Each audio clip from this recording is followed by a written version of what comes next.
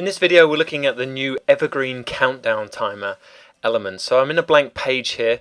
If I go to add new elements and I scroll on down, I'm going to the countdown timer. You can do a search or you can scroll down. So we've got Evergreen countdown timer here. You'll notice that we have a number of new designs. If you keep on scrolling down you can see all the different designs and styles that you can choose in your pages. I'm going to go and choose this one here. Let's have a look, that one. And with the Evergreen timer, what we do, we enter in the days, the hours, and the minutes, and the seconds. I'm going to change this to 2 hours. I'll put in 25 minutes, and I'll put in 25 seconds. So the key thing here with the Evergreen timer is what happens after the timer expires. And we call this the action after expiry. So there are three choices that what you can have happen after it expires. We have the option to hide the timer completely, so that means it'll disappear from the page and it won't be seen. We then have the redirect option. That means you can then put in a URL and redirect the user to another page on your site. This is perfect if you had an offer closing, so you could take them to a page that said the offer is now ended.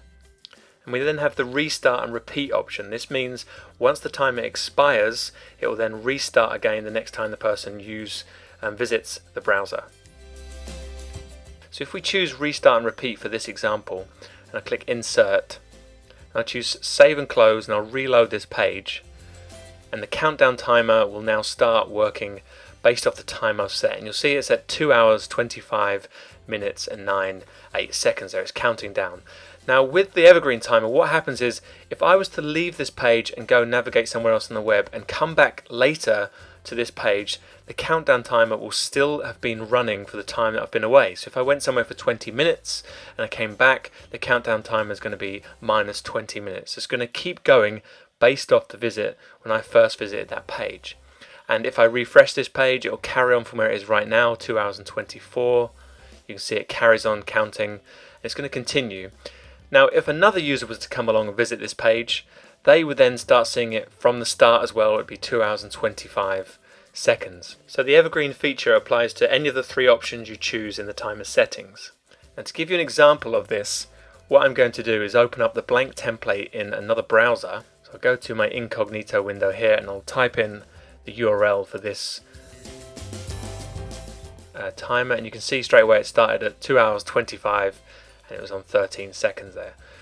And this would now apply to anyone else. If someone else in an hour's time, if someone else visited that same page, the countdown timer will start from the time that you set, the countdown period.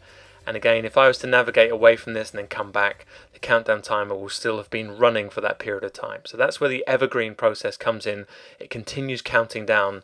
And people often try and refresh these pages and keep the countdown, thinking the countdown timer is going to change. So this is now based off a cookie that's set in the user's computer.